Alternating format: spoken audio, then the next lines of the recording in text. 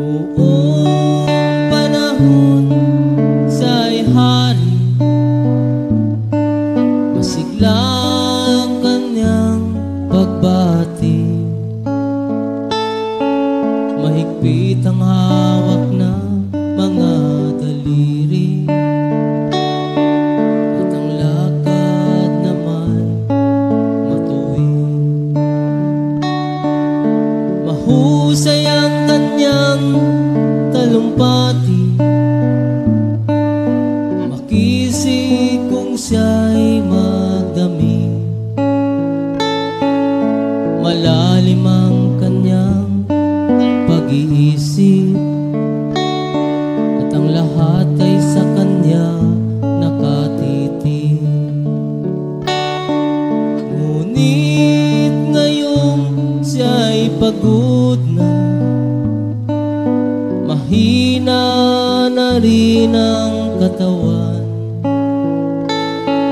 pinagmamasdan na lamang sa bintana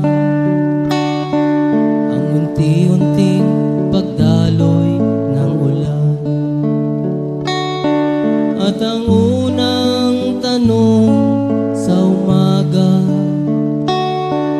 kung ano ang kanyang nagawa sa paglipas ng 90 taon, nang siya'y malakas at bata pa.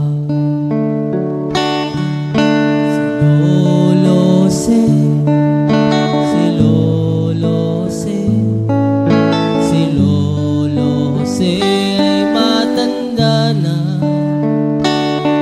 ngunit mahal ko pa si Lolo Se, kahit sa ngayon ay laos na.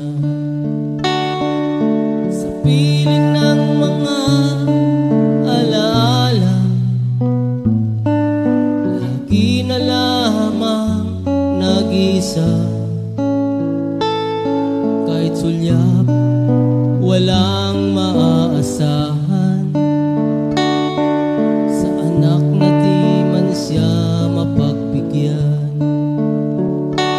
At ang unang tanong sa umaga,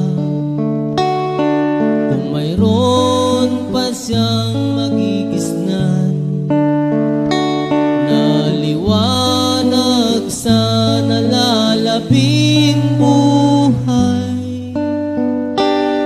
Ngayong siya'y matanda, laos na. Si Lolo Se, si Lolo Se, si Lolo Se ay matanda na,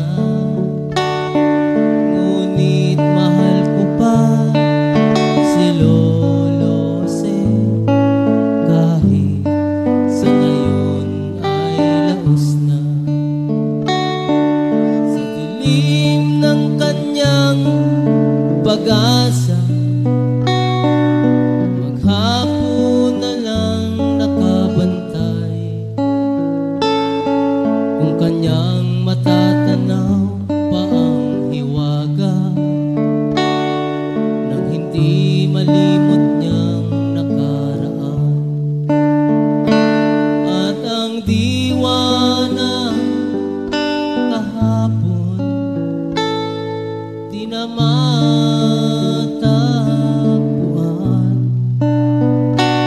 at ang sinag ng umaga dinaanan ng ulan. At ang hirap ng nasa puso di na mapantayan.